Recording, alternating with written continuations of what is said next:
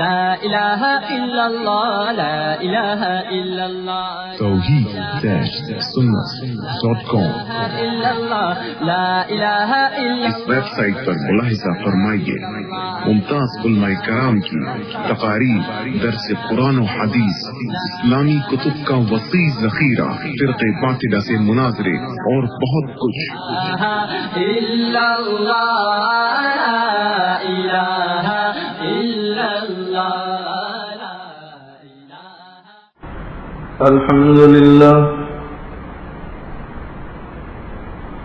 الحمد لله نحمده ونستعينه ونستغفره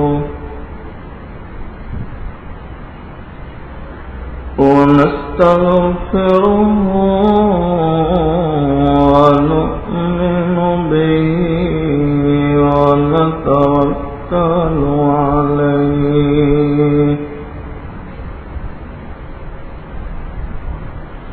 أما بعد فأعوذ بالله من الشيطان الرجيم بسم الله الرحمن الرحيم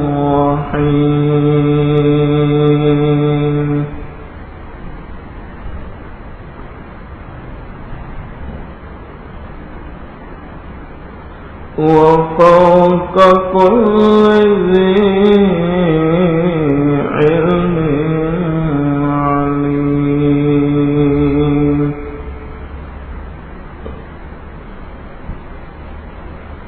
وقال الله سبحانه وتعالى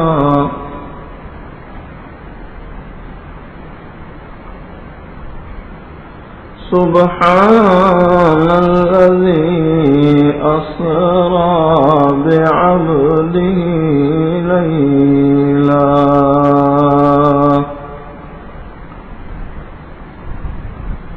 سبحان الذي أسرى بعبده ليلا من المسجد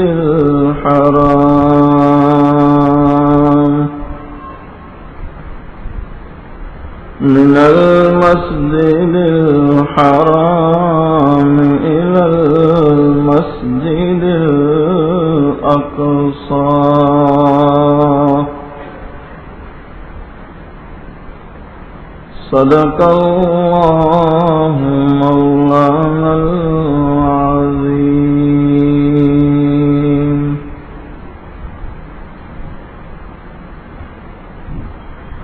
کیا شان ہے پیارے نبی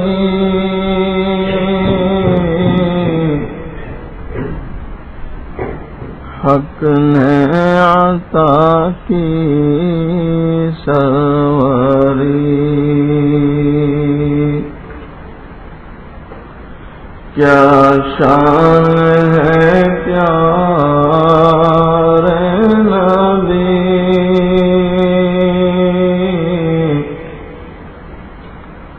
حق نے عطا کی سروری معراج سے دی برتری بلغ اولا بکمالی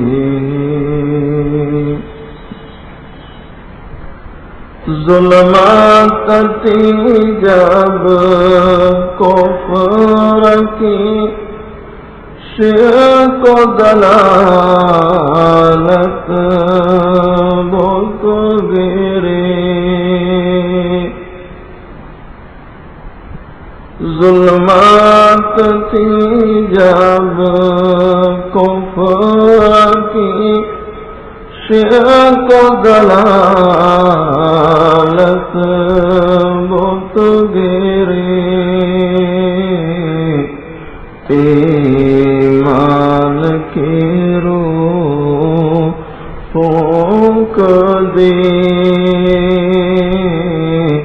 كشف الدجى بجماله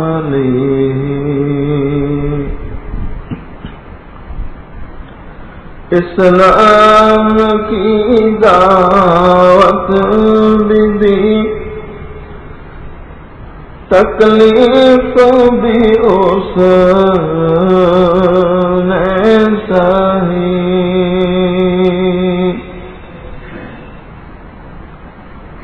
اسلام کی دعوت بھی دی تکلیف بھی اس نے سہی جس نے دعا دشمن کو دی حسنت جمیع خصالی ایک دوم دنیا میں مچی آواز آنے لگی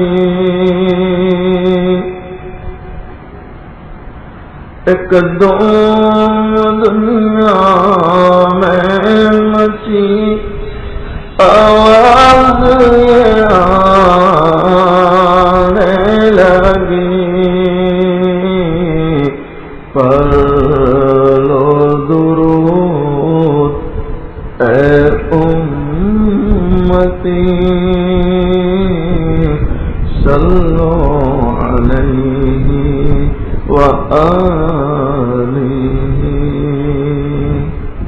ایک مرتبہ محبت کے ساتھ درود شریف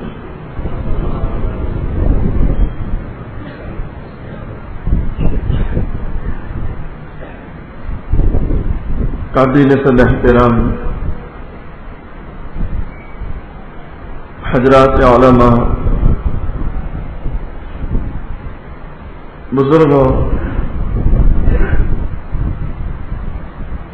عزیز نوجوان ساتھی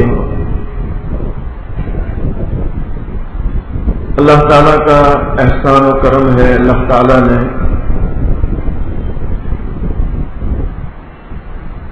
آج 9 جولائی عیسوی 2010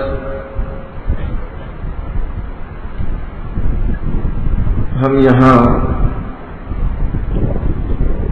باردولی کی اس مسجد اقصی میں یہیں کے احباب کی پر اخلاص دعوت پر جیسے ہمارے حماد ہے حسین بھائی وغیرہ ہیں ان کی دعوت پر جمع ہے اللہ تعالیٰ سے دعا کریں اللہ تعالیٰ ہم سب کے جمع ہونے کو قبول فرمائے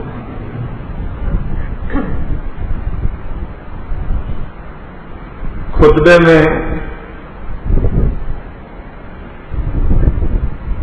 ایک آیت کریمہ میں نے تلاوت کی ہے جس میں اللہ تعالیٰ نے معراج کا تذکرہ کیا ہے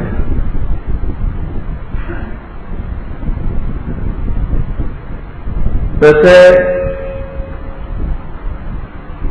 علماء کے اختلاف کے ساتھ کہ 27 رجب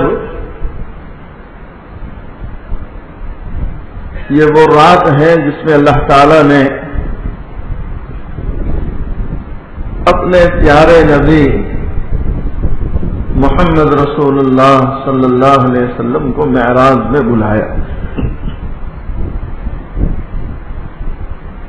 معراج کا سبب اگر آپ دیکھیں کہ کیوں معراج نصیب ہوئی کیوں اللہ تعالیٰ نے اپنے پیارے حبیب صلی اللہ علیہ وسلم کو عرش پر بلایا؟ اس کے ضمن میں کافی واقعات ہیں، بڑے بڑے اہم واقعات پیش آئے، جس میں طائف کا واقعہ بھی ہے، چچا ابو طالب ان کی وفات کا واقعہ بھی ہے، بائیکاٹ جو ہوا وہ واقعہ بھی سبب ہے، اور حضرت خدیجۃ الکبریٰ رضی اللہ تعالی عنہا جو آپ کی سب سے پہلی بیوی، اور وہ بیوی جس نے اپنا سارا مال پیارے حبیب صلی اللہ علیہ وسلم پر قربان کر دیا، بلکہ اپنا سب کچھ قربان کر دیا، اس چہیتی بیوی کی وفات وہ بھی معراج کا سبب ہے۔ علماء لکھتے ہیں اس سال میں اتنے واقعات ہوئے غم کے کہ اس سال کو عام الحزن رکھا گیا نا، کہ یہ غموں کا سال ہے۔ بہت سے حادثے، یہاں تک کہ دونوں جہاں کے سردار محمد رسول اللہ صلی اللہ علیہ وسلم کی زبان اطہر پر یہ الفاظ آئے، کاش میرا کوئی دوست ہوتا، کاش میرا کوئی ساتھی ہوتا جس کو میں اپنے دل کی باتیں سناتا تاکہ میرا غم ہلکا ہو جاتا۔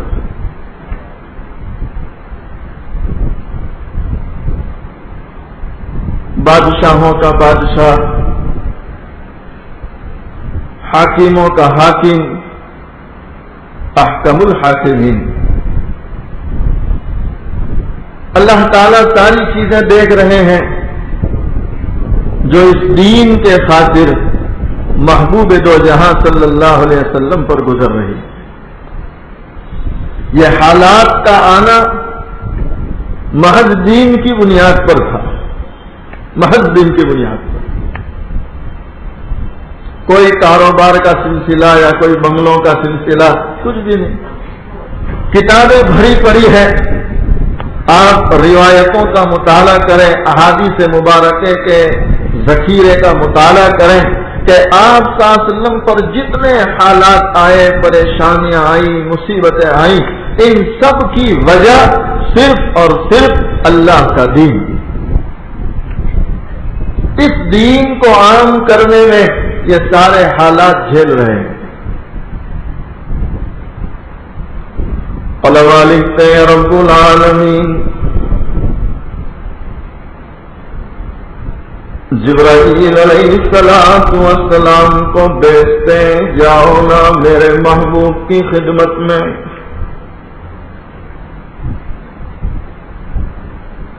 میرا محبوب غموں سے چور ہو چکا ہے، ہر طرف سے حالات نے گھیر لیا ہے۔ جبرائیل علیہ السلام آسمانوں سے اترتے،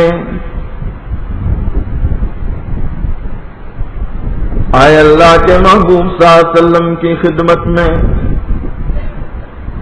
آپ ام ہانی کے مکان پر تشریف فرما سے آرام کر رہے تھے۔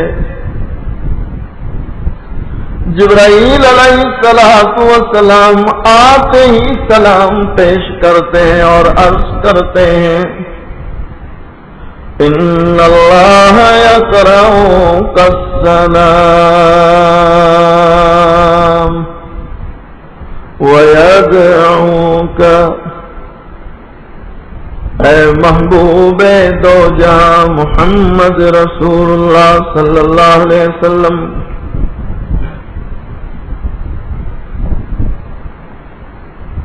آپ کے رب نے آپ کو سلام کہا ہے اور آپ کا رب آپ کو یاد کر رہا ہے۔ علماء لکھتے ہیں جبرائیل علیہ الصلوۃ والسلام براق لے کر آئے تھے۔ براق یہ برقن سے بنا ہے، برق کے معنی بجلی۔ علماء لکھتے ہیں کہ براق اتنا تیز رفتار تھا کہ اس کا ایک قدم یہاں ہے تو دوسرا قدم حد نظر پر تھا، جہاں انسان کی نگاہ ختم ہوتی وہاں اس کا دوسرا قدم جاتا تھا، اتنا تیز رفتار۔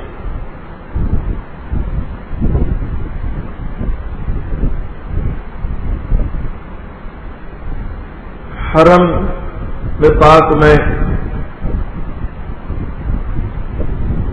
براق تیار ہے۔ اچھا،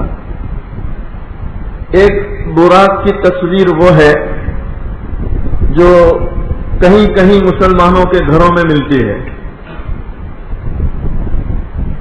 دوڑنے والی پاسیں بھی ہے اور چہرہ بنایا ہے۔ یہ میں معراج کے ضمن میں براق کا تذکرہ ہوا اس لیے کہہ رہا ہوں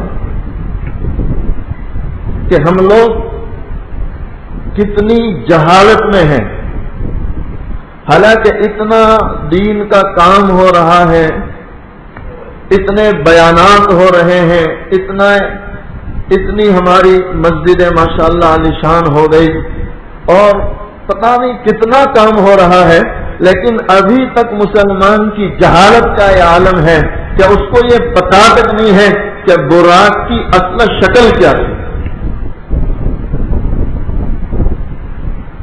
ہمارے علماء نے لکھا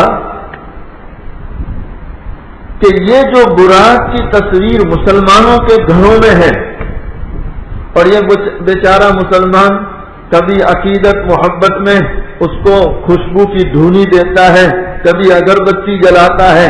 علماء نے لکھا کہ یہود و نصارہ کی سب سے بڑی چال ہے یہ کہ مسلمان کو فتنے میں مبتلا کرنے کے لیے ایک حسینہ عورت کا چہرہ براق کے ساتھ لگا دیا، اور اس سے بڑھ کر اللہ کے نبی صلی اللہ علیہ وسلم کی سواری کی کوئی توہین نہیں ہو سکتی۔ یہود و نصارہ نے، اسلام دشمنوں نے اللہ کے محبوب صلی اللہ علیہ وسلم کی سواری کا کھلے عام مذاق اڑایا، اور اس سے بڑھ کر افسوس کی بات یہ ہے کہ مسلمان اسی کو عقیدت سے خوشبو کی دھونی دے رہا ہے۔ سوچو ذرا مسلمانوں، ہماری جہالت کا کیا عالم ہے۔ آج تک ایک اللہ کا بندہ ایسا نہیں ملتا جو یہ تصویر لے کر آئے، کسی عالم کو جا کر پوچھے کہ مولانا واقعی میں اللہ کے نبی صلی اللہ علیہ وسلم کی سواری ہے؟ کوئی پوچھنے والا نہیں۔ وہ براق جو بجلی کے مانند چلنے والا، انہوں نے عورت کی تصویر ساتھ میں لگا دی اور اللہ کے نبی صلی اللہ علیہ وسلم کی سواری کا مذاق اڑایا۔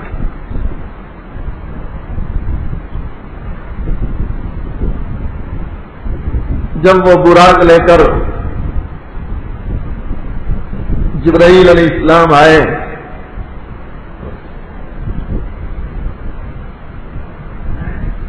ایک عجیب بات لکھی علماء نے، اور ہمارے بزرگوں نے بھی اس کو کتابوں میں جگہ دی ہے، اور بڑا ایک اہم سبق اس سے ملتا ہے امت کو، اس لیے میں سنا رہا ہوں اسے کہ سواری تیار ہے۔ بعض علماء لکھتے ہیں کہ 70,000 فرشتے اس براق کی لگام کو پکڑ کر کھڑے ہیں، آپ کے اکرام میں، آپ کے احترام میں۔ اللہ کے نبی صلی اللہ علیہ وسلم کا انتظار ہے کہ آپ براق پر سوار ہو جائیں، لیکن اللہ کے نبی صلی اللہ علیہ وسلم سوار نہیں ہو رہے تھے.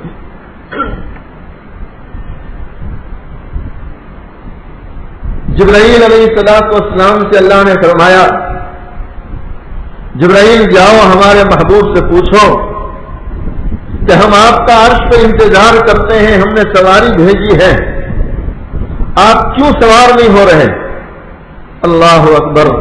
دونوں جہاں کے سردار محمد رسول اللہ صلی اللہ علیہ وسلم نے فرمایا اے جبرائیل اللہ تعالیٰ کے سامنے عرض کریں آپ کہ مجھے آج یہ فکر ہے کہ آج میں سفر میں جا رہا ہوں, اللہ تعالیٰ نے مجھے اتنی بہترین سواری دی ہے, میں یہ سوچ رہا ہوں کہ کل قیامت کے دن میری گنہگار امت اپنی اپنی قبروں سے اٹھے گی اور وہ جنت کی طرف چلے گی اور میدان محشر کی طرف چلتی ہوگی. اس وقت کیا میری امت کو کوئی ایسی سواری دی جائے گی جس سے ان کے لیے آسانی ہو جائے؟ سوچو مسلمان, وہ محبوب صلی اللہ علیہ وسلم ہر قدم ہر پل, یہاں تک کہ طائف کے میدان میں جہاں آپ کے جسم اطہر کو پتھروں سے لہو لہان کر دیا گیا, آپ کی نالین مبارک خون سے بھر چکی, آپ بے ہوش ہو چکے ہیں. علماء لکھتے ہیں اس وقت بھی آپ کی زبان پر یہ جملہ تھا کہ اے اللہ یہ میری قوم نادان ہے, یہ مجھے جانتی نہیں ہے, اے اللہ تو ان کی مغفرت فرما دے. میرے بھائیوں, کہنا یہ چاہتا ہوں کہ جو نبی صلی اللہ علیہ وسلم امت سے اتنی محبت رکھتے ہو, کیا امت کو واقع میں نبی سے اتنی محبت ہے؟ اور اگر ہے تو پھر اپنی ذات پر نظر ڈال لیں ایک مرتبہ کہ زندگی میں کتنے طریقے نبی کے ہیں اور کتنے طریقے نبی کے دشمنوں کے. اندازہ آ جائے گا کہ محبت کا کیا عالم ہے.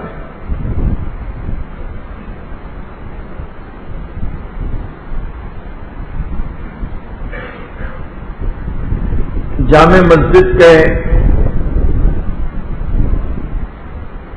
دروازے پر دہلی کی بات کرتا ہوں اور پرانے زمانے کی بات کرتا ہوں جبکہ انگریزوں کا زمانہ تھا. تھوڑا عشق رسول سمجھاتا چلو.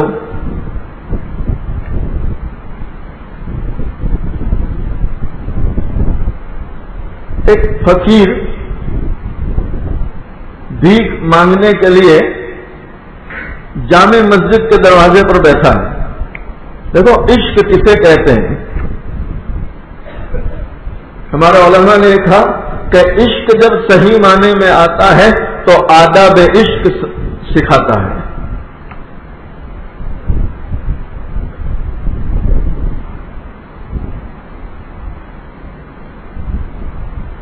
ایک انگریز اپنی فیملی لے کر مسجد کو دیکھنے آیا. یہ ایک سنہرا دور گزرا ہے ہمارے بزرگوں کا کہ غیر جب بے چینی پاتے تھے تو مسجدوں میں آ کر ٹھہر جایا کرتے تھے, انہیں سکون مل جایا کرتا تھا. آج مسلمان کا حال یہ ہے کہ مسجد میں بے چین ہے اور بازاروں میں سکون پا رہا ہے.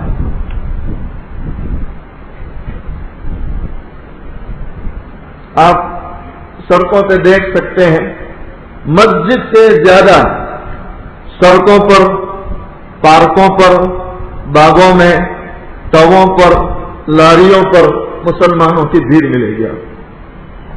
اور رات کو دیر تک میں ہمارے سورت شہر میں اکثر کہا کرتا ہوں کہ ماشاءاللہ ایسے مسلمان بھی ہے کہ صبح میں سحری کی نیت سے 12 ہاندی کھا کے سوتے ہیں اور ظہر کے وقت ان کی صبح ہوتی ہے. یہ امت کا حال ہے, یہ امت کا حال ہے.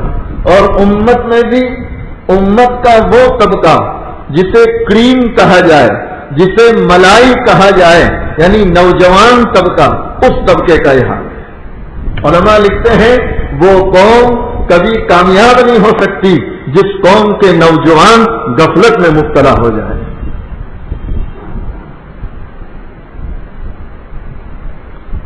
وہ انگریز اپنی فیملی لے کر مسجد میں گیا، مسجد کو دیکھ کر دل کو سکون ہو گیا۔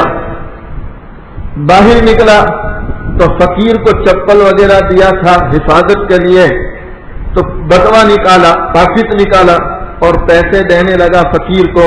فقیر نے پیسے لیے، پھر وہ چپل وغیرہ لے کر نکل گیا، لیکن بھول سے اس انگریز کا بٹوا، اس کا پاکٹ نیچے گر گیا۔ وہ تو موتر لے کے آیا تھا، نکل گیا۔ ایک عرصے کے بعد 2 مرتبہ انگریز کے دل میں خیال آیا کہ لمبی مدت ہو گئی، جامع مسجد میں جانا نہیں ہوا، لاواز پھر اپنے بچوں کو لے کر جامع مسجد میں جاؤں۔ 2 مرتبہ مسجد دیکھنے آیا تو وہ فقیر وہیں دروازے پر بیٹھا ہوا تھا۔ چپل وغیرہ اس کو دے دیا، اندر گیا، مسجد میں گھوم پھر کر باہر نکلنے لگا۔ جب گیٹ پر آیا تو اس فقیر کو پیسے دیے، فقیر نے پیسے لیے، چپل وغیرہ دے دیا۔ پھر جب انگریز جانے لگا تو فقیر نے پکار کر کہا، صاحب ٹھہرو ٹھہرو۔ انگریز ٹھہر گیا، کہا صاحب کوئی چیز تمہاری گم ہو گئی ہے، آپ پچھلی مرتبہ آئے تھے۔ کہا ہاں میرا ایک بٹوا گم ہو گیا ہے، ایک میرا پاکٹ گم ہو گیا جس میں میرے بہت سارے روپیے تھے اور ضروری کاغذات بھی اس میں تھے۔ اس فقیر نے جیب میں ہاتھ ڈالا، بٹوا نکالا اور انگریز کے سامنے پیش کر دیا۔ اس زمانے کے حالات کو دیکھ کر تو یوں کہا جائے گا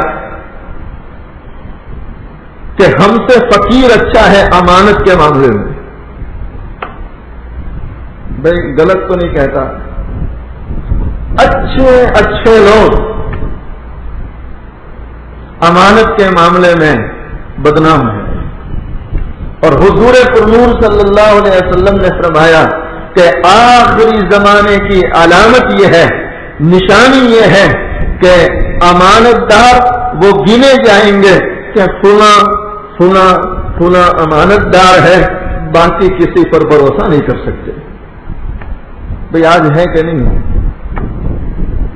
خیر، انگریز نے بٹوا لیا اور سب طرف دیکھنے لگا تو اس کے سارے پیسے ویسے ہی تھے، کاغذات ویسے ہی تھے۔ بڑا حیران ہوا، اس نے کہا آپ تو فقیر ہیں، آپ تو غریب ہیں، اس میں اتنے پیسے تھے بٹوے میں کہ اگر آپ یہ بٹوا مجھے واپس نہ کرتے تو تمہیں یہاں بھیک مانگنے کی نوبت نہ آتی، تم امیر ہو جاتے، تم مالدار ہو جاتے، اور مجھے تو پتا بھی نہیں تھا کہ بٹوا کہاں گرا ہے، آپ نے یہ پاکٹ واپس کیوں کیا؟ اللہ اکبر! قربان جائیے جامع مسجد کے گیٹ پر بیٹھنے والے اس فقیر کے عشق رسول صلی اللہ علیہ وسلم پر میں سمجھتا ہوں اس واقعے کی روشنی میں ہمیں عشق رسول کے بھی ہوا تک نہیں لگی ہے۔ عشق رسول تو بہت دور کی بات ہے، ابھی ہمیں ہوا تک نہیں لگی ہے۔ اگر ہوا بھی لگ جاتی، قسم خدا کی کھا کے کہتا ہوں کہ عشق رسول صلی اللہ علیہ وسلم کی صحیح معنی میں ہمیں ہوا بھی لگ جاتی تو ہماری زندگیاں اس طرح گناہوں میں چور نہ ہوتی۔ وہ فقیر کہہ رہا ہے، اے صاحب آپ کے جو نبی ہیں وہ حضرت عیسیٰ ہے اور میرے نبی دونوں جہاں کے سردار محمد رسول اللہ صلی اللہ علیہ وسلم ہے۔ اے انگریز صاحب، میں نے سنا ہے میرے علماء سے کہ کل قیامت کے دن سارے نبیوں کو جمع کیا جائے گا اور ایک طرف حضور پاک صلی اللہ علیہ وسلم کی امت بھی ہوگی۔ اے صاحب، مجھے یہ ڈر تھا کل قیامت کے دن آپ کے نبی حضرت عیسیٰ علیہ السلام اللہ کے سامنے کہیں یہ شکایت نہ کر دے کہ اے محمد صلی اللہ علیہ وسلم، تم کیسے نبی ہو کہ تمہارے امتی نے میرا بٹوا چور لیا؟ سوچ سوچو مسلمانوں، سوچو ذرا، ہم نے تو اتنی دور کی ابھی تک سوچنے کی عادت ہی نہیں ڈالی، ہم سوچتے نہیں اتنا، ہم تو چونکہ مزاج ہی نقد کا بن گیا تو گھڑی دو گھڑی کی سوچتے ہیں کہ بھائی بیان کے بعد کیا ملے گا، بس کل کیا کرنا ہے وہ اللہ جانے، بیان کے بعد کیا ملے گا، بس ہم اتنی سوچتے ہیں۔ یہ جامع مسجد کے فقیر کا حال ہے کہ مسجد کے گیٹ پر بیٹھ کر بھیک مانگ رہا ہے اور سوچ رہا ہے آخرت کی۔ علماء لکھتے ہیں انگریز اتنا تعجب ہوا اس کو کہ اللہ اکبر، اس نبی کا امتی اور اس کا یہ حال ہے کہ بھیک مانگتا ہے لیکن اپنے نبی کی ذلتی کو برداشت نہیں کر سکتا صلی اللہ علیہ وسلم۔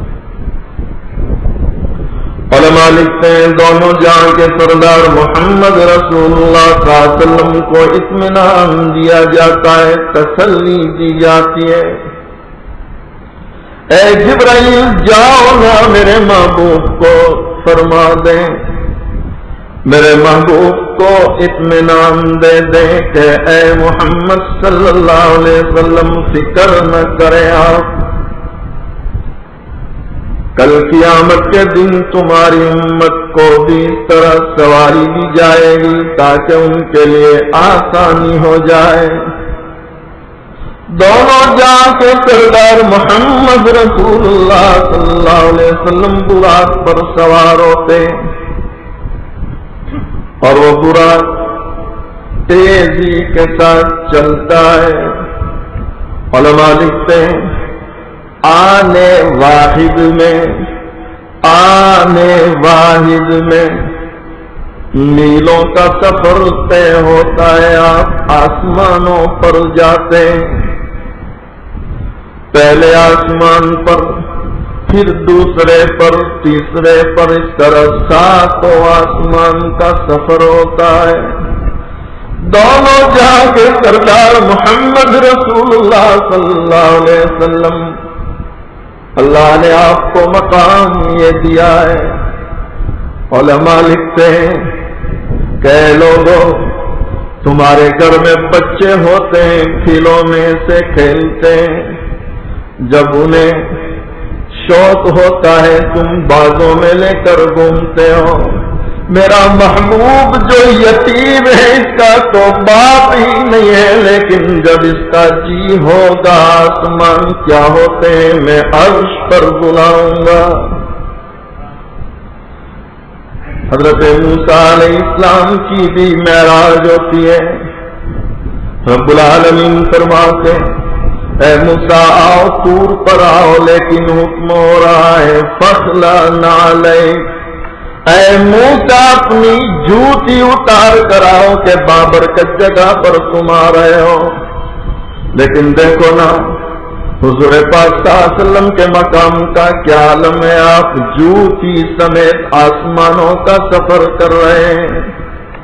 علماء لکھتے ہیں دونوں جہاں کے سردار محمد رسول اللہ صلی اللہ علیہ وسلم ایک ایسے مقام پر پہنچتے ہیں جہاں جا کر جبرائیل ٹھہر جاتے ہیں۔ اللہ کے نبی صلی اللہ علیہ وسلم نے فرمایا جبرائیل چلو نا۔ توحید-sunnah.com آپ عرض کرتے ہیں یا رسول اللہ صلی اللہ علیہ وسلم میری حد ختم ہو گئی، اب ایک قدم بھی میں آگے بڑھاؤں تو میرے سارے پر جل جائیں گے۔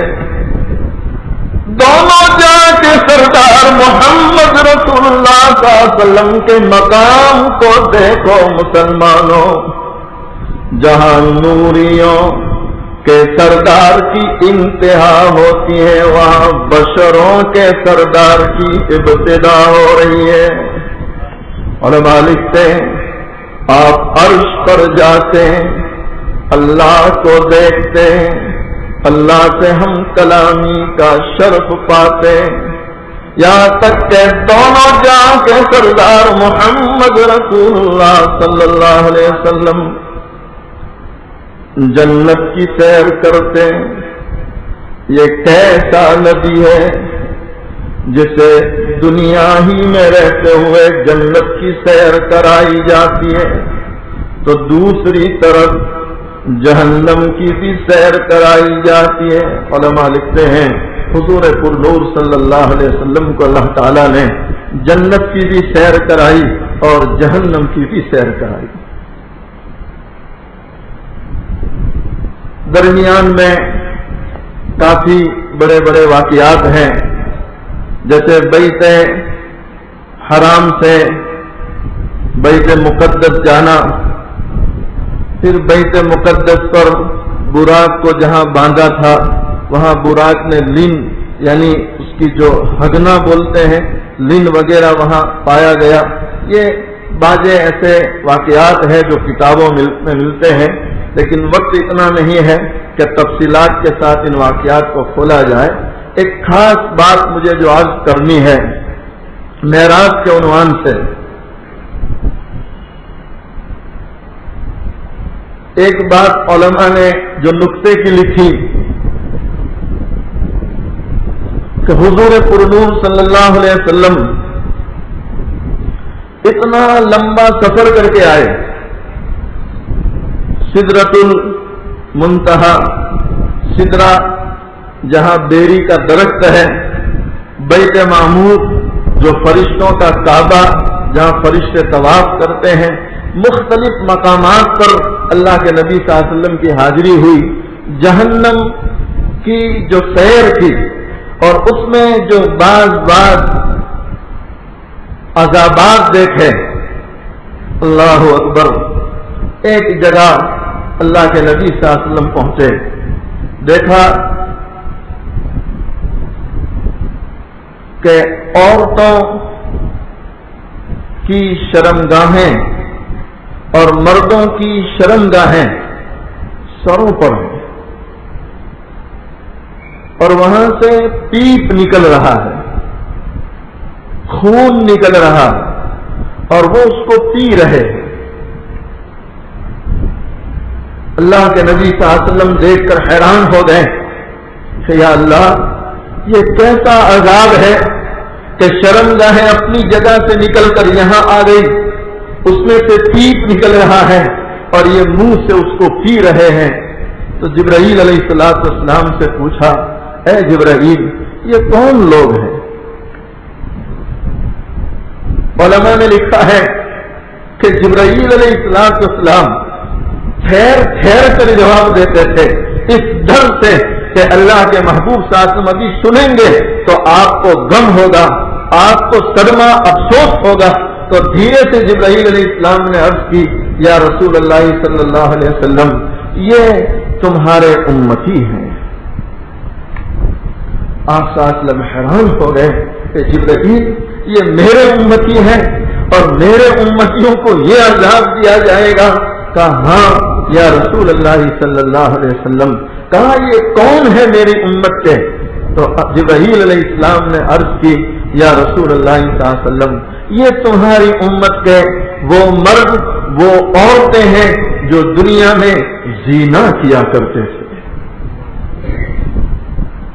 علماء لکھتے ہیں زنا کا عذاب اللہ کے نبی صلی اللہ علیہ وسلم نے معراج کی رات میں اپنی آنکھوں سے دیکھا، اور اس کو دیکھنے کے بعد جب دنیا میں تشریف لائے تو اپنی زبان اطہر سے اس کو بیان فرمایا کہ اے میرے امتیوں، ان آنکھوں سے دیکھا ہے اور اس پاک زبان سے بیان کرتا ہوں کہ میری امت کا جو مرد یا میری امت کی جو عورت زنا کرے گی، اللہ کل قیامت کے دن اس کو یہ عذاب دے گا کہ ان کی شرمگاہیں سروں پر آ جائے گی، اس سے پیپ نکلتا ہوگا اور وہ خود اپنے منہ سے اس کو پیتے ہوں گے۔ سوچو مسلمان، اچھا یہ تو عذاب ہے آخرت کا، زنا کا وبال دنیا میں۔ علماء لکھتے ہیں کہ کوئی زنا کرتا ہو اور دل کو سکون ہو، زنا کرتا ہو اور عزت سے جیتا ہو، یہ کبھی ہو نہیں سکتا۔ زنا بربادی بربادی اور بربادی ہر اعتبار سے. میں نے وہاں میدان میں اس سے پہلے کہا تھا کہ چند گناہ ایسے ہیں جو قرضہ ہے. اس میں سے ایک زنا میں نے کہا تھا کہ زنا یہ ایسا گناہ ہے جو انسان پر قرض ہے کہ وہ اگر سچی توبہ نہ کرے تو وہ اس سے اس کا بدلہ چکایا جائے. ہمارے حضرت مفتی احمد صاحب دامت برکات ملینا نے بڑا عجیب واقعہ اس روز بیان فرمایا کہ ایک عالم جو نئے مدرسے سے فارغ ہوئے اور ایک گاؤں میں پڑھانے کے لیے رکھے گئے, امامت کی ذمہ داری, مدرسہ پڑھاتے ہیں. اللہ نے خوبصورتی بہت دی تھی, خوبصورت طولائی بھی ماشاءاللہ, قد و قامت بھی بہترین, ہر اعتبار سے اللہ نے نوازا تھا. اس بستی میں خدمت دیتے ہوئے شیطان کے دھوکے میں آ گئے اور کسی عورت سے آنکھ لگ گئی.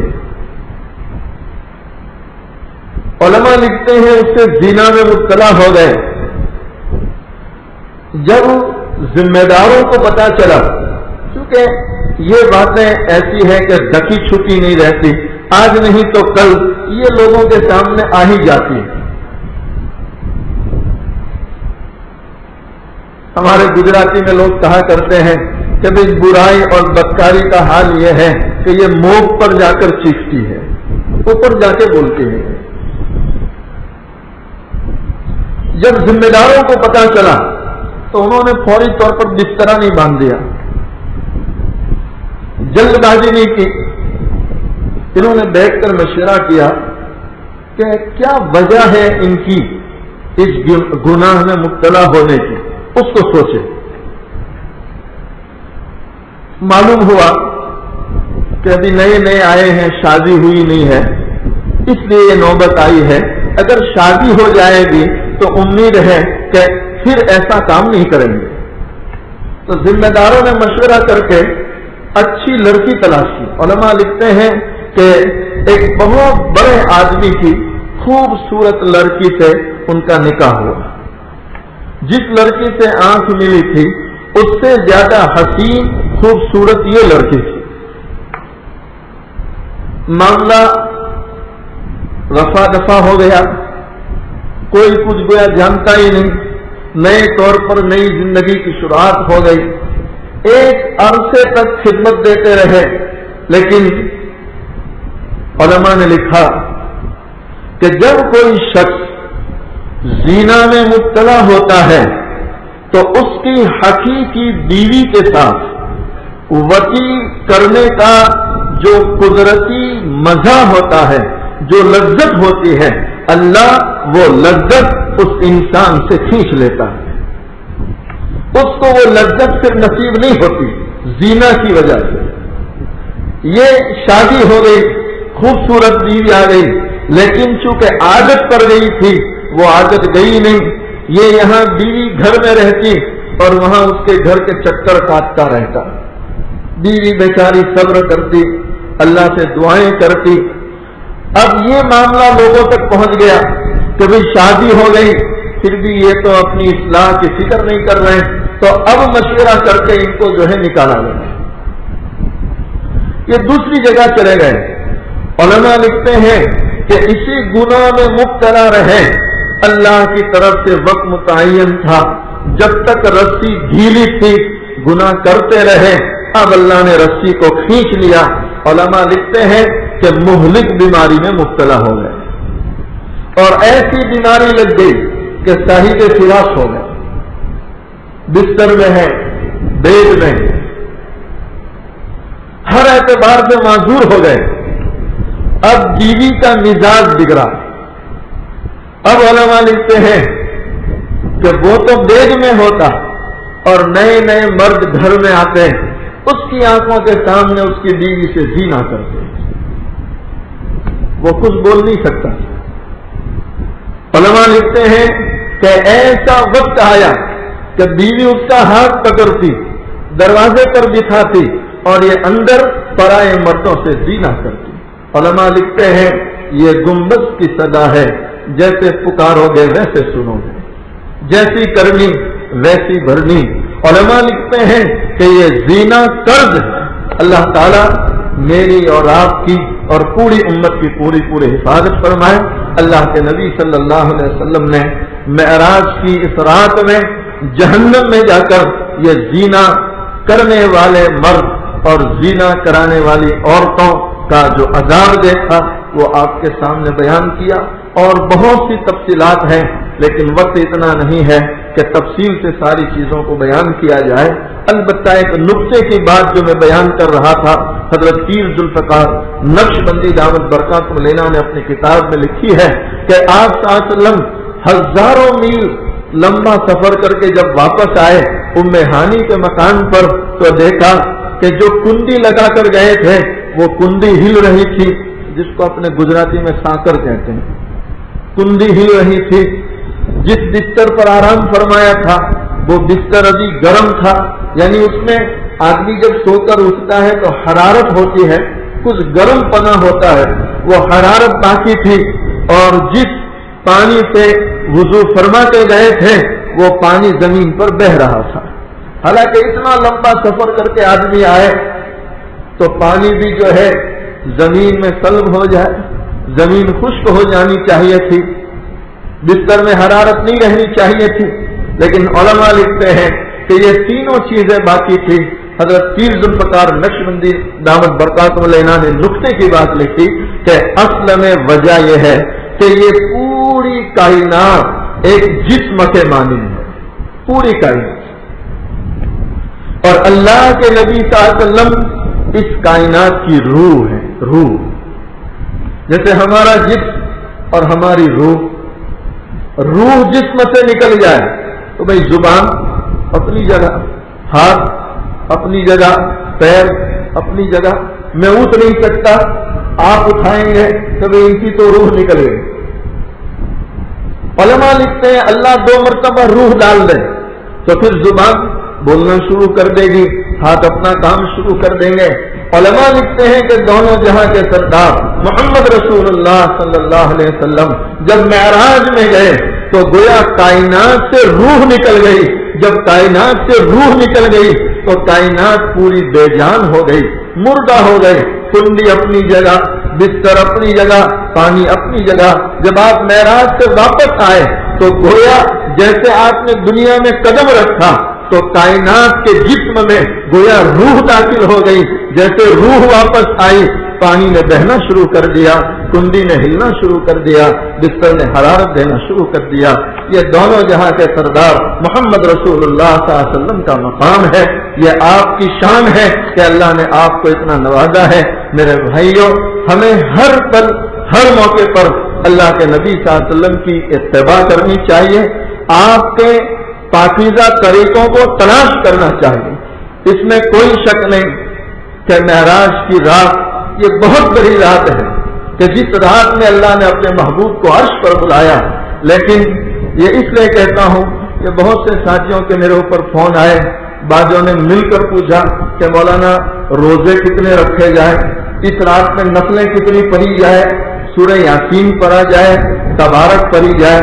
میں نے کہا اللہ کے بندو، اس رات کے بڑے ہونے میں کوئی شک نہیں، کوئی شبہ نہیں کہ احادیث مبارکہ سے ثابت ہے، بلکہ اما عائشہ رضی اللہ تعالی عنہا وغیرہ کی روایتوں سے ثابت ہے کہ اللہ کے نبی صلی اللہ علیہ وسلم اپنے جسم اصلی کے ساتھ، معراج خواب نہیں تھا بلکہ جسم اصلی کے ساتھ آپ عرش تک گئے، اللہ کو دیکھا. تو اس رات کے بڑے ہونے میں کوئی شک نہیں. لیکن آپ پورے قرآن کو اٹھا کر دیکھ لیں، احادیث مبارکہ کو اٹھا کر دیکھ لیں، ایک صحیح حدیث میں نہیں ملتا کہ کسی صحابی نے یا کسی ولی نے معراج کے دوسرے دن روزہ رکھا ہو، کہیں ملتا نہیں.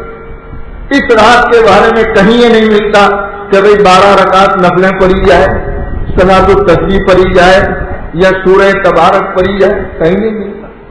ایک صحیح حدیث میں اس کا کوئی تذکرہ نہیں، بلکہ علماء کی جماعت میں 27 رجب کے بارے میں بھی اختلاف ہے، بعض علماء کہتے ہیں کہ نہ 27 رجب کو معراج نہیں ہوئی، دوسری تاریخ تھی جس میں معراج ہوئی، کسی نے 25 کا کہا، کوئی 22 کہتا ہے، تو اس میں بھی اختلاف ہے۔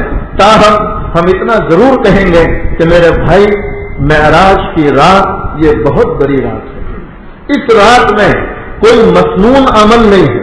ہاں اتنا ضرور کہوں گا کہ اس رات میں میرے جیسے لوگ 2-4 رکعت نفل پڑھ لیں اور پھر گھر پر جا کر ٹی وی پر بیٹھ کر گندی تصویریں دیکھیں تو اس رات کی اس سے بڑھ کر بے حرمتی کوئی نہیں ہو سکتی،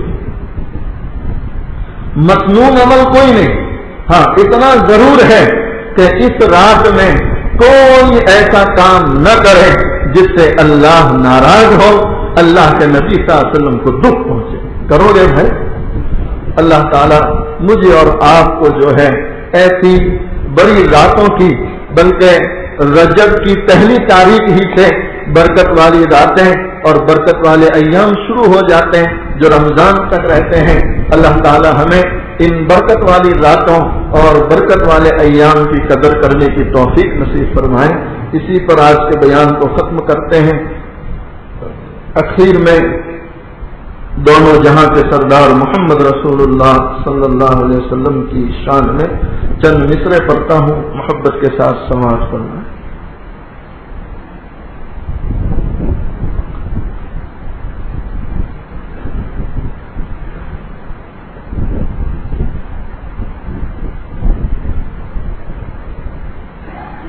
مصطفیٰ شان رحمت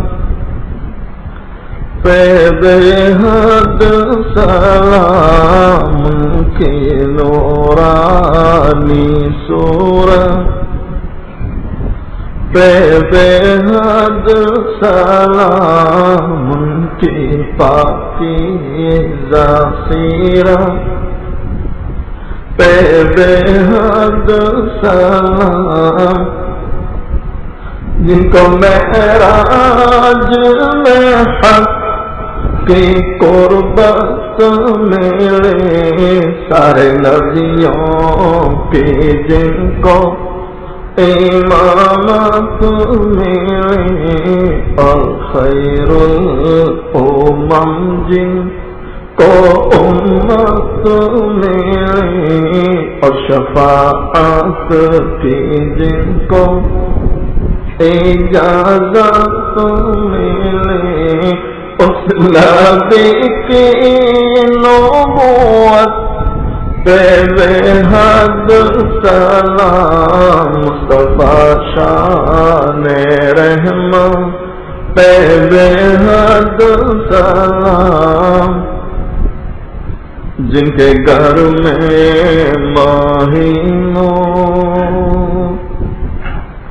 جن کے گھر میں مہینوں نہ چولہا جلا، جن کے گھر میں مہینوں نہ چولہا جلا۔ عائشہ رضی اللہ تعالیٰ عنہ بیان کرتی ہے کئی دن ہو جاتے تھے چولہا جلانے کی نوبت نہیں آتی تھی، کھجور اور پانی پر گزارا ہوتا۔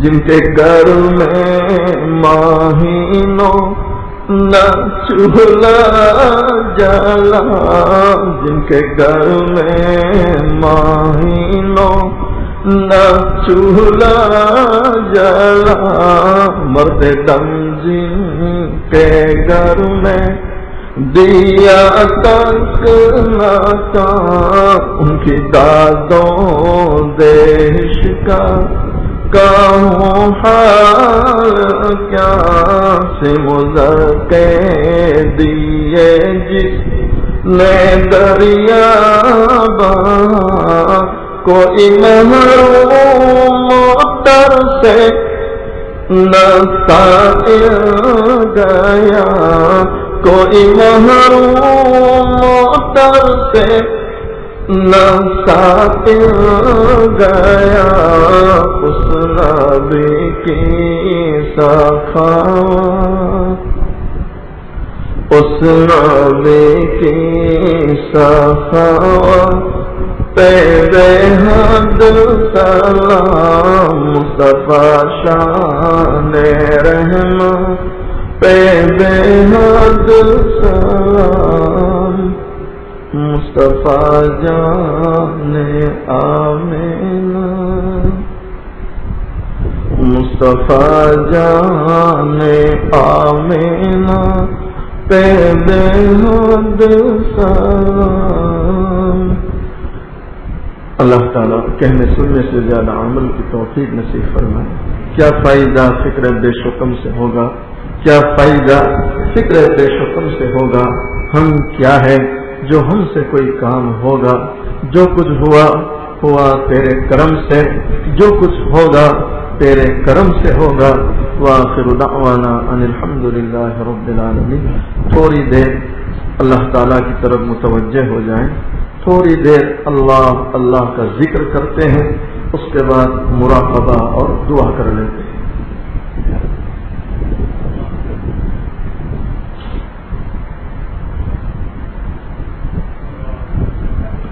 اپنی آنکھوں کو بند کر لیں، اپنی گردنوں کو جھکا لیں۔ اس طرح ایک چھوٹا سا بچہ اپنی ماں کو امی امی کہہ کر پکارتا ہے، ماں جدھر چہرہ لے جاتی ہے بچہ ادھر جا کے ماں کو پکارتا ہے، بچہ رویا کرتا ہے یہاں تک کہ ماں اپنے روتے بچے کو سینے سے لگا لیتی ہے۔ آج ہم اس کے گنہگار بندے، سیاہ کار بندے، اقراری مجرم اس رب کی چوکھٹ پکڑ کر بیٹھے ہیں، اس رب کو اللہ اللہ کہہ کر پکارے تاکہ وہ رب ہم گنہگاروں پر رحم فرما دے۔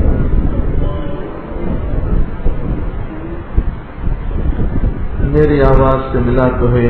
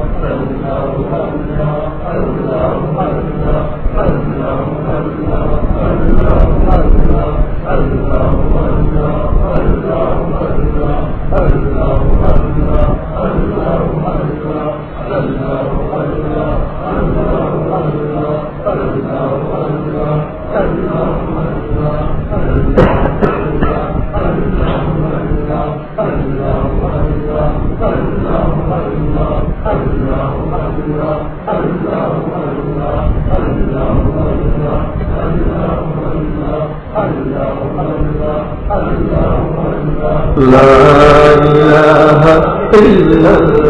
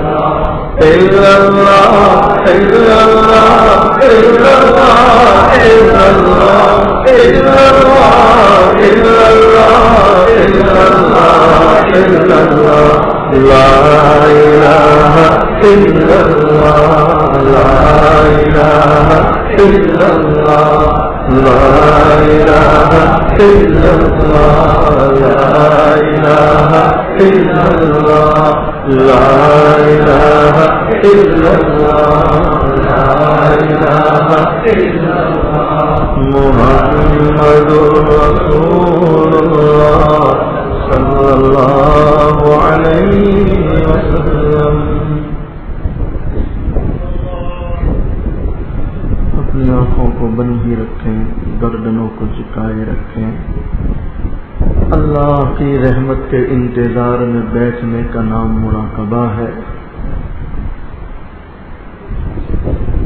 سوچیں اللہ کی رحمت دل پر اتر رہی ہے، گناہوں کی ظلمت دل سے نکل رہی ہے. بھول جائے دنیا میں کوئی ہمارا ہے، اور واقع میں اللہ کے بندو اس دنیا میں سوائے اللہ کے کوئی ہمارا نہیں.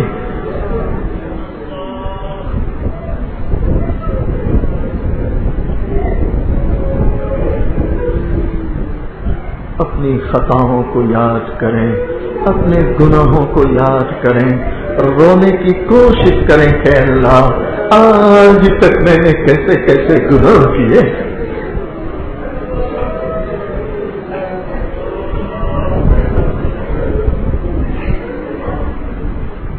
اللہ کے بندو، آج ہم نے بذات خود تھوڑی دیر کے لیے آنکھیں بند کی ہے، کل وہ وقت آنے والا ہے ہمیشہ کے لیے آنکھ بند ہو جائے.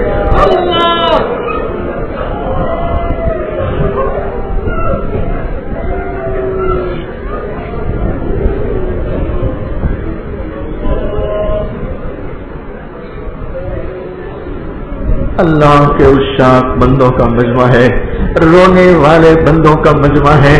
ہم تو اسی لیے آئے ہیں تاکہ رو رو کے اپنے روح ہوئے رب کو راضی کر.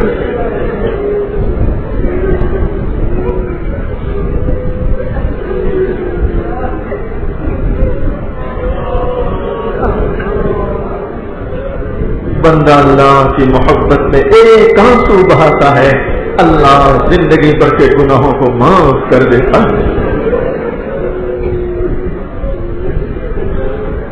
میں تیرے سامنے جھک رہا ہوں خدا، میں تیرے سامنے، میں تیرے سامنے. واقع میں اللہ کے بندو، اس اللہ کی چوکھٹ کے سوا کوئی دوسری چوکھٹ نہیں ہے جہاں جا کر ہم گنہگار اپنا سر جھکائیں. میں تیرے سامنے جھک رہا ہوں خدا، میرا کوئی نہیں اللہ تیرے سوا، اللہ تیرے سوا، اللہ تیرے سوا. میں گنہگار ہوں، میں سیاہ کار ہوں، میں خطا کار ہوں، میں سزاوار ہوں.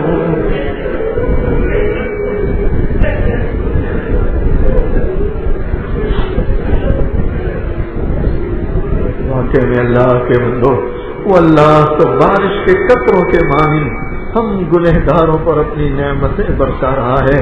ہم ہی گنہگار ہیں، قدم قدم پر اسے ناراض کر رہے ہیں.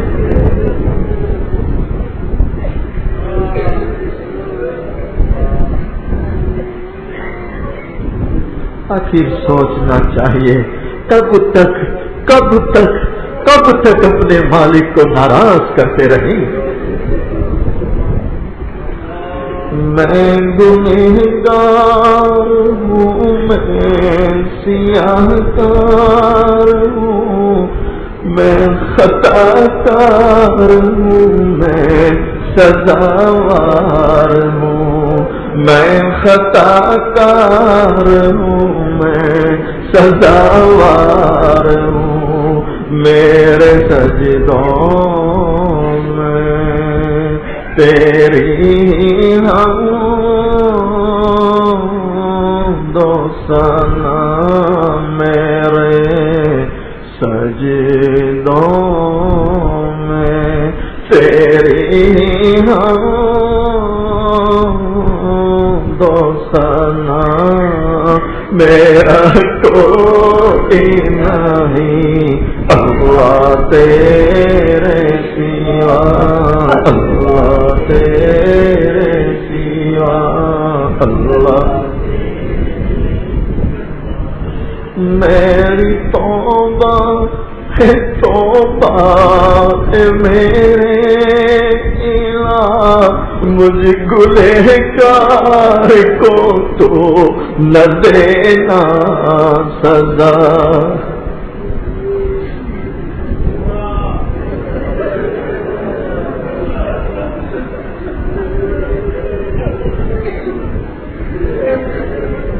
سوچو اللہ کے بندو، آج یہ سورج ہم سے کروڑ میل دور ہے، لیکن اس کی تپش ہم سے برداشت نہیں ہو رہی، گرمی برداشت نہیں ہو رہی. اے اللہ کے بندو، ہم تو اتنے کمزور ہیں کہ پیروں میں کانٹا چبھ جائے تو ہم چیخ اٹھتے ہیں. اے اللہ کے بندو، کل میدان محشر قائم ہوگا، زمین تانبے کی ہوگی، سورج سوا نیزے پر ہوگا، اس وقت ہمارا کیا حال بنے گا.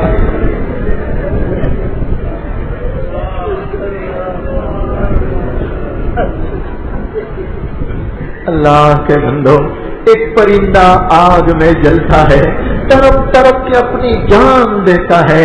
اے اللہ کے بندو، پرندے کا تڑپنا ہم سے دیکھا نہیں جاتا. سوچو ذرا، اس مالک نے ہمیں ہمارے گناہوں کی وجہ سے پکڑ کے جہنم میں ڈال دیا، ہم خطا کاروں کا کیا بنے گا.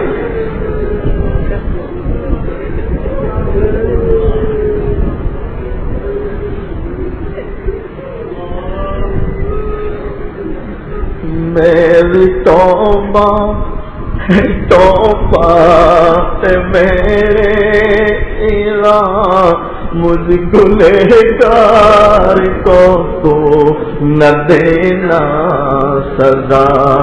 ہم گنہگار کو تو نہ دینا سزا، ہم گنہگار کو تو نہ دینا سزا، ہم گنہگار کو تو نہ دینا سزا، ہم گنہگار کو تو نہ دینا سزا، میری آنکھوں کو سن لے حاجت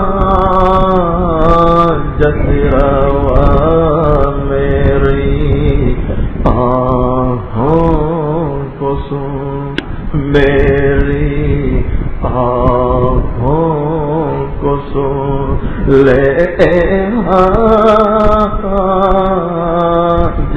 روا، میرا کوئی نہیں اللہ تیرے سوا، اللہ تیرے سوا، اللہ تیرے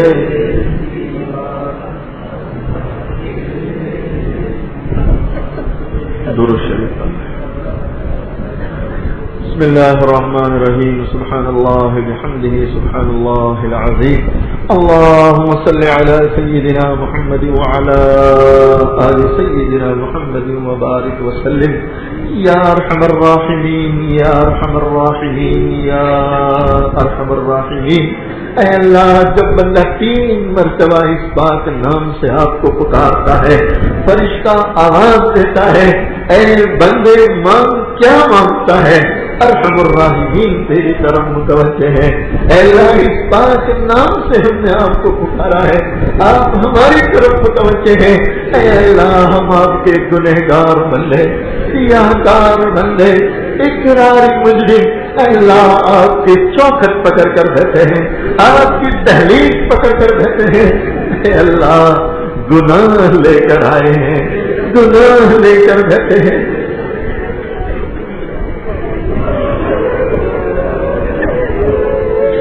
اے اللہ، اے اللہ، ہم نے دنیا والوں کو دیکھا ہے، جب کوئی غریب کسی امیر کی چوکھٹ پر جاتا ہے، امیر کو خوش کرنے کے لیے ہدیے تحفے لے کر جاتا ہے۔ اے اللہ، تو امیروں کا امیر ہے، بادشاہوں کا بادشاہ، احکم الحاکمین ہے۔ اے اللہ، تجھے خوش کرنے کے لیے نیکیاں لے کر آنا چاہیے تھا، عبادتیں لے کر آنا چاہیے تھا، لیکن اے اللہ، ہم خالی دامن کہاں سے عبادتیں لائے، کہاں سے نیکیاں لائے۔ اے اللہ، زندگیاں ختم ہونے جا رہی ہے، ایک نیکی ایسی نہیں ہے جس کو تیری شان میں پیش کر سکے۔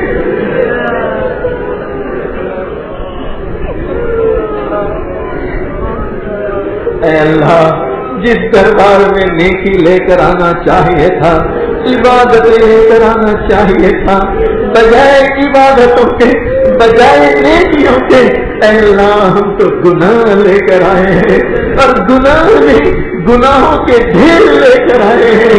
اور اے اللہ، سچ تو یہ ہے کہ گناہ لے کر نہ آئے تو کیا لے کر آئے کہ ہمارے پاس سوائے گناہوں کے کچھ بھی نہیں۔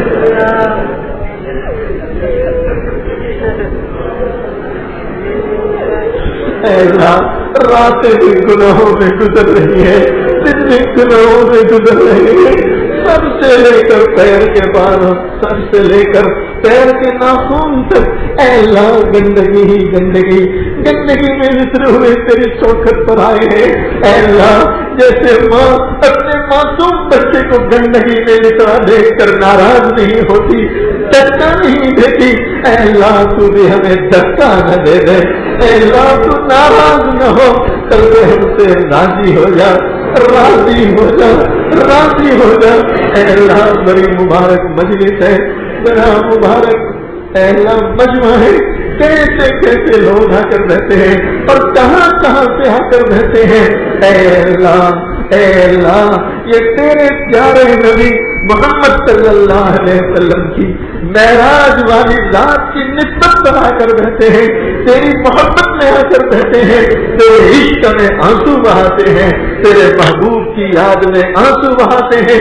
اے اللہ، سچ ہے اے اللہ، ایسے ایسے نوجوان آ کر رہتے ہیں کہ اللہ جنہوں نے کبھی اپنی ماں کے سامنے اتنے آنسو نہیں بہائے ہوں گے، کبھی اپنی ماں کے سامنے اتنا نہیں روئے ہوں گے، اے اللہ آج تیرے سامنے رو رہے ہیں۔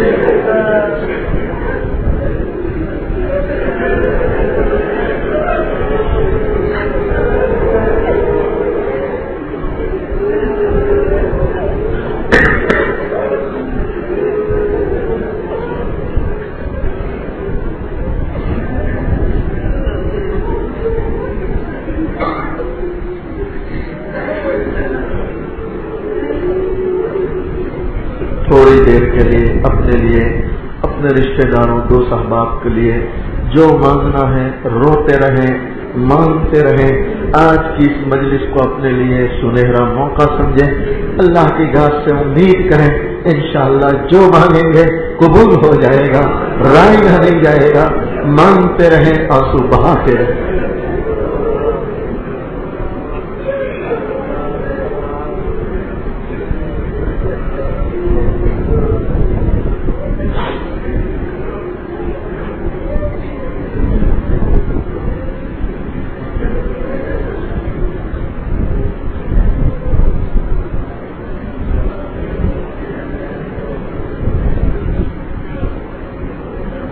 یا ارحم الراحمین، یا ارحم الراحمین، یا ارحم الراحمین۔